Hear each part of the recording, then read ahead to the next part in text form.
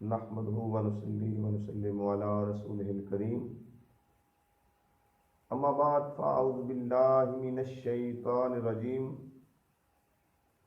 بسم اللہ الرحمن الرحیم۔ معزز سامعین و ناظرین، آج کے اس درس کے اندر ہم اس بات کی طرف رہنمائی کریں گے کہ مومن کامل کی علامت اور ایمان کے تقاضے۔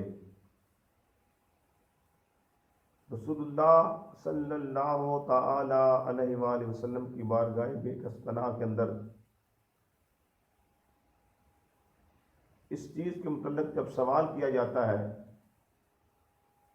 تو اللہ کے پیارے محبوب آقا علیہ الصلوۃ والسلام کا یہ فرمان کہ حضور علیہ الصلوۃ والسلام نے ارشاد فرمایا کہ ان ابی امامہ ان رجلا سأل رسول اللہ صلی اللہ تعالی علیہ وآلہ وسلم مل ایمان، کہ حضرت ابو امامہ سے روایت ہے کہ ایک شخص نے رسول اللہ صلی اللہ تعالی علیہ وآلہ وسلم سے پوچھا کہ یا رسول اللہ صلی اللہ تعالی علیہ وسلم کے ایمان کیا ہے؟ قال اذا سرت کا حسناتک، کہ جب تم کو اپنے اچھے عمل سے مسرت ہو، جب تم نیک کام کرو تمہارا دل خوش ہو جائے، تم مسرت اور خوشی محسوس کرو۔ وساعت کا سیئاتوں کا، اور برے کام سے رنج ہو، جب تم سے کوئی گناہ سرزاد ہو، تمہارے دل کو تکلیف پہنچے، تمہارا دل بیزار ہو جائے، تم پریشان ہو جاؤ، تو آقا علیہ الصلوۃ والسلام نے ارشاد فرمایا کہ انسان پر یہ جب کیفیت طاری ہو جاتی ہے کہ جب اس سے کوئی نیکی سرزاد ہو، کوئی اچھا عمل اس سے سرزاد ہو تو اس کو خوشی محسوس ہو، لیکن جب اس سے کوئی گناہ سرزاد ہو تو وہ شرمندگی کا اظہار کرے، رنج اور دکھ کا اظہار کرے، اس پر ڈٹ نہ جائے۔ لہذا